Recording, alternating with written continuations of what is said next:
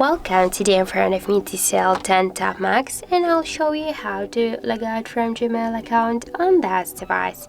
So let's first launch the Gmail application, and here we can check and see that we are logged in into 2 Gmail accounts in Gmail app. And if you want to log out from one from these accounts here into the application, so you should log out from Google account on your device.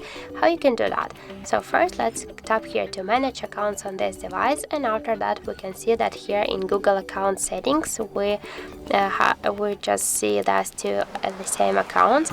And for example, now to log out from the second one, click here once and tap here remove account.